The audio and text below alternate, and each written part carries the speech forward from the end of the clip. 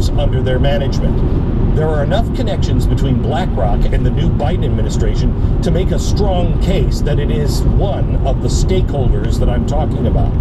BlackRock is also influential in the Great Reset, founded by Klaus Schwab, and being talked about this week in Davos with the World Economic Forum. In fact, BlackRock's CEO, Larry Fink, is on the board of trustees at the World Economic Forum. Fink was in the running to be Biden's Treasury Secretary, but he decided to stay at BlackRock instead. Other connections between BlackRock and the Biden White House include longtime Biden senior advisor Mike Donnelly, whose brother, Thomas Donnelly, is the chairman of BlackRock Investment Institute. He was also the national security advisor to President Obama.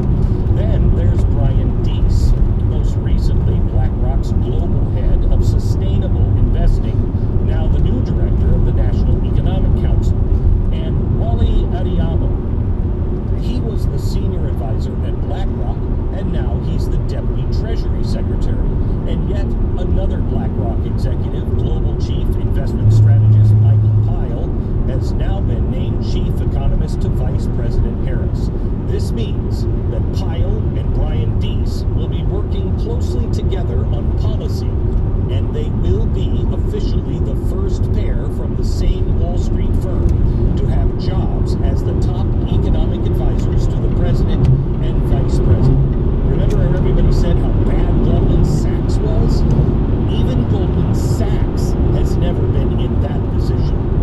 But don't worry, you're a stakeholder, and the Biden administration has your best interest at heart. They say they expect these guys to recuse themselves